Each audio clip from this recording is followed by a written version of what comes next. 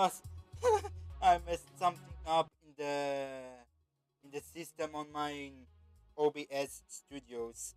I messed up ev- every stuff, and I deleted the OBS and reinstalled it again. And now it took a little while to put my stuff back, but now I'm ready to do the Zuma Sphere story, Chapter 15.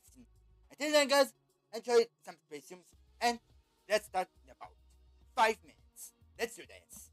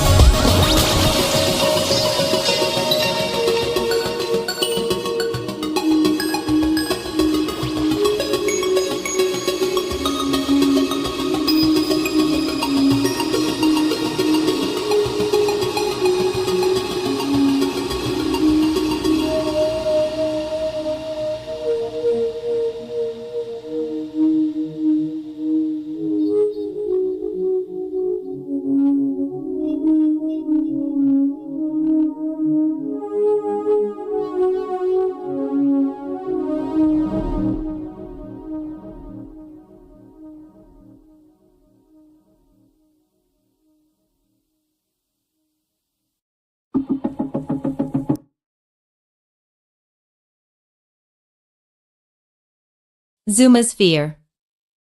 And disclaimer. It didn't take long for Ryder to redial the number and for Stone to answer it on TV with his own cell. Hello, Ryder.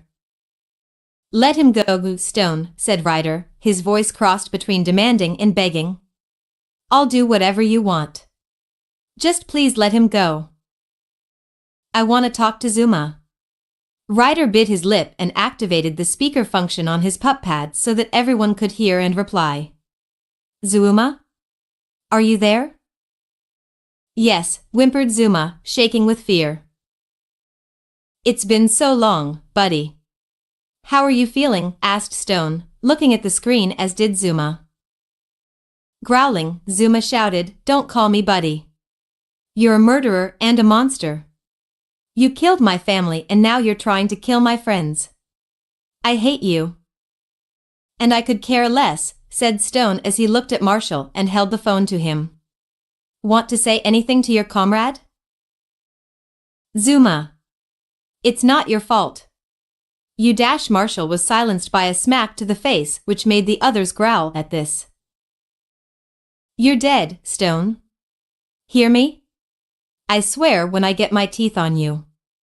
Growled Chase. I'm guessing that's Chase? Marshall's best friend? Oh, don't worry. We'll have plenty of fun, Copper, but first, let's start the first round of the games, shall we? Asked Stone, looking at the screen with a sinister smile. Rules are simple. Do what I say or else Marshall here gets a world of pain. Refuse to play. Drawing a pistol from his back pocket he aimed it at Marshall, who did his best to struggle away but was still tied down. And Black and White Boy here will be covered in red. The others gulped at the thought of a single wrong move could spell disaster for their friend. Still, refusing this was not an option. Okay, we'll play, muttered Ryder. Stone clapped his hands with joy. Wonderful. Let us start with the youngest. Rubble? Are you there? Rubble gulped as Rocky and Chase patted him on the shoulder. Why yes, Mr. Scary Man, sir. Heh, Scary Man. Adorable, whispered Stone as he shook his head. You have a jackhammer, right? At least that's what Marshall told me. He patted the Dalmatian on the head, who started whimpering. Yeah, what about it? Asked Rubble, raising an eyebrow. Well, another thing that Marshall also told me is that he's seen Zuma collect seashells, and it's not hard to see why when his sister's name was Shelley. The group all looked at a gasping Zuma. Upon hearing this, Stone smirked. I take it you collect them in her memory. Well, memories are made to be forgotten. He walked over to the end of the screen and everyone's eyes widened as they saw a metal bat in his hands. Slowly walking over to Marshall, who had pissed himself in fear again, he lightly taped his bruised legs, which made the fire pup wince in pain. I want you to smash all of Zuma's seashells, or I'll smash this doggie's legs. Zuma did his best to keep his tears from leaking, but they were there for all to see. He did gather seashells so he could make them into necklaces. Just like his sister did when she was alive. He had a bunch of them in his pup house and he shined every one of them. He had hoped that one day he would go back to Coastal City and place them at her grave. But seashells, no matter how memorable, were nothing compared to Marshall's safety. Rubble, get your pup pack. I'll be back. Zuma, whispered Rubble as Zuma slowly walked towards the elevator and took it down. A few minutes later, he returned with a small bag in his mouth. Rubble was already dressed in his gear while the rider had the pup pad pointing to Zuma. Stone was watching on the screen of his own phone, apparently wanting to watch what happened. When he arrived at the middle of the room, Zuma dumped the bag, revealing all of the seashells. Wow, they're so beautiful, said Sky, eyeing at them with awe. Yes, yes. But now I believe Rubble has a job to do. Or would you rather me practice my swing? Asked Stone, lifting the head and poking Marshall's head much to his annoyance. Rubble, holding his breath, looked to Zuma, who stared at the seashells for a few minutes before he closed his eyes. Just get it over with, Rubble. Rubble slowly nodded. I'm so sorry, Zuma. He turned to his pup pack. Rough, jackhammer. Rubble turned on his jackhammer and brought it down upon the seashells. They stood no chance against it as they were crushed into pieces one by one. Zuma shut his eyes even harder as Ryder, giving the pup pad to Shaw, came over and picked him up, letting him cry on his shoulder. In a few minutes, it was done. As soon as he was done, Rubble ripped off his pup pack and threw it across the room in disgust with not just it, but himself. Rocky looked at a crying Zuma and then at Stone, who was smirking at the whole thing. You're a monster and you're going to hell. Stone just shrugged. Well, that was an easy game. Let's go a bit harder. Now who should go next? Just let Marshall go already. We did your stupid game, shouted Sky, growling. Stone glared at the screen with such coldness that Sky quickly lost her anger and shuttled back. I take it that the bitch who just talked was Sky. Well, thanks for volunteering. I was going to save you for later, but you'll have to do. Wait, shouted Chase, standing in front of her. Leave her alone. Let me dash. Chase didn't even get a chance to finish as Stone took his metal bat and smashed it as hard as he could on Marshall's left leg, making him howl as a horrible cracking noise filled the air. Marshall, shouted everyone. Stone raised his bat, now covered in blood, at the screen despite Marshall's bloody screaming. I am in control here. Not you. So shut the fuck up and sit down. Chase backed off, his eyes never once leaving Marshall as his best friend began to sob and whimper from the pain of his now broken leg. Rubble had turned away and began to cry while Ryder was doing his best not to fall to his knees. Everyone else was just pale and unable to speak. Now, Sky, said Stone as he walked over and grabbed a chair to sit on. This is your game. Another person, masked, walked over and placed a box near Stone before walking off. Opening it, it was revealed to be a box of bunnies. These little critters you should know very well, Sky. They're the same bunnies that you brought to that nice little home after that incident with that Japanese farmer. Sky gasped as she saw the cute little bunnies poke out of the box, sniffing around out of curiosity. She had visited them almost on a weekly basis to play and hang out with them. How did? Remember that time you took Alex to play with the bunnies? Well, he told me so much about how you liked them, I decided to see what would happen if they were to burn. Said Stone as he pulled out a gasoline can and started dumping it all over the box. Everyone's eyes widened as a single thought came to their heads. He wouldn't. Upon seeing a lighter appear in his hands, Sky screamed, No! No! She rushed over to the TV screen and began banging on it. No! Don't hurt them. Please. The psychopath only smirked as he dropped the lighter into the box and everyone gasped. Sky screamed in denial, only to see that no flames were erupting. Huh? Not gas, water, whispered Marshall, hissing through the pain. Stone chuckled before going into a full-blown laughter. Oh man. You should have heard your voice. Oh, that was rich. Motherfew, whispered Shaw. Sky sighed in relief, but that soon faded when Stone reached down and grabbed one of the bunnies. Now let's play the real game. I'm going to ask you a question and you have to answer it correctly. Get one right and a bunny goes free. Get it wrong. Snap. Sky screamed. Marshall screamed with her. Chase rushed over and held Sky down as she tried to fight her way into the TV, tears in her eyes. Shaw cursed his mouth off while Ryder held a crying and guilt-ridden Zuma. Rocky felt like he was going to throw up. Rubble proceeded to do so. Tossing the dead bunny away, Stone picked up another and held it by the neck like the other one despite its struggling.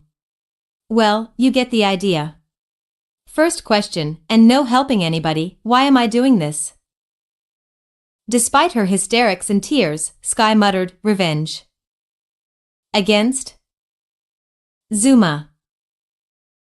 Stone smiled as he let the bunny go, who rushed out upon seeing how dangerous the human was. He picked up another. What were the names of Zuma's family that I slaughtered? Shelley, Greg, and Marcia. Another bunny was let go. How many people have I killed? I. Sky began to hyperventilate as she saw the bunny in Stone's hand stare at her. 100? Snap. No, screamed Sky as Stone didn't waste any time and got another one. What is the airspeed velocity of an unladen swallow? What does that have to do with anything? Shouted Sky in fury. Nothing. I just always wanted to ask that, he confessed before snapping the bunny's neck. On and on he went asking questions. Sometimes a bunny would be spared. Other times a bunny would lose their life. At the very end, Sky was drained to the point where she had tear marks all over her face and Chase was forced to keep her steady. And last question. Do you know that Chase has a certain feeling towards you? Asked Stone, grinning. The room went quiet as everyone stared at Chase and Sky, who were looking at each other with wide eyes. Marshall here told me quite a lot about you too. And how a certain police pup is head over paws for you. I'm sorry, whispered Marshall as he lowered his head in shame for betraying his best friends. I'm sorry. Now Sky. I want you, with the entire town of Adventure Bay watching, to say what you truly feel about Chase, said Stone, rubbing the last bunny's neck with his thumbs. And I already know how you feel thanks to Marshall. So I will know if you are lying. It was as if the whole world had just suddenly gone silent. Everyone knew that Chase had a crush on Sky, it was obvious to all. For a long time they had, though, that Sky either didn't know or kept her feelings to herself better than Chase did. But apparently Marshall knew, thought Rocky, wondering what other secrets that Marshall had told Stone while in pain. He'll probably use my closeness to Zuma or my past with my old owner against me, but he doesn't know about that. Rocky had never told anyone, not even Ryder, about his other secret that had to do with his owner. The one that haunted him to this day. I said Sky, shutting up Rocky's thoughts. She looked into Chase's eyes and whimpered. I'm sorry, I don't feel the same way you do, Chase. Chase's expression was heartbreaking as he just sat there, his eyes folding as far as they could go. I'm so sorry, Chase. I know you have feelings for me, but you're just a good friend. And I didn't want to hurt your feelings like this. I'm horrible. Sky lowered her head in shame, but it was soon lifted up by Chase, who gave her a smile. It's okay, you're still special to me, Sky. Even if we're just friends. Chase, whispered Sky with a smile as she hugged him. Despite the grim situation, the rest of the gang couldn't help but smile at the sight. Well, that was boring, muttered Stone as he tossed the bunny away and led it hoped away from the carcass of its dead friends. I was hoping for some pain and rejection, but you pups really are a bunch of fairies, aren't you? No, we're all friends. We're a family. We look out for each other and love each other, stated Chase as he stared at the screen with a growl. Something a monster like you will never understand. Friends are only good until they stab you in the back for their own gains. My family featured a crack whore mother who left when I was 4 and a lazy father who did nothing but drink until I killed him. Friends and families are a joke. Looking after yourself? That's reality, said Stone as he got up. He pulled out a second gun, this one a revolver, but it was very small. Of course, some people are just born lucky to have such things in this world. What about you, Chase? Are you lucky? Luckier than your mother? The room went ice cold as everyone except a confused Shaw were now looking at a shocked and yet also angry Chase. There was a reason why German shepherds were feared for their anger as much as Dobermans. The look in Chase's eyes was like he was seeing blood red and his teeth were shining bright for a kill. There was only one taboo in the entire world when it came to Chase, and that was to never ever mention his mother. Noon ever asked about it, mainly because Chase refused to say anything. The only two who knew were Marshall, who was all but his brother, and Ryder. Don't you ever talk about my mother, shouted Chase as he continued. You will not speak of her, and I swear I will kill you. I will hunt you down and I will rip your head off before stuffing it up your ass. The sight of Chase's anger only made Stone's smile grow. Oh, does the rest of Adventure Bay know? Stone, don't, shouted Marshall, sobbing as hard as he could. Chase, I'm sorry. I'm so sorry. But Stone didn't listen. Sergeant Miranda of the NYPD K-9 unit. Married with 3 sons and 2 daughters, but strangely never one of them named Chase. Respected among her peers and fellow officers for being a by-the-book cop who always did her duty. Received multiple rewards for acts of valor and bravery. I bet you wanted to follow in her footsteps, am I right? But then again, that's all you know of her. Chase lowered his head and growled, tears threatening to fall. One day, during her rounds, she separated from her partner to take a leak. She was ambushed by a gang of dogs who used her for their own pleasure. Said Stone with a grin. Chase. Whispered Sky as she and the others stared at Chase, realizing why Chase refused to say anything about her parents. They had only assumed they died and he became an orphan. But this. Chase, thought Zuma.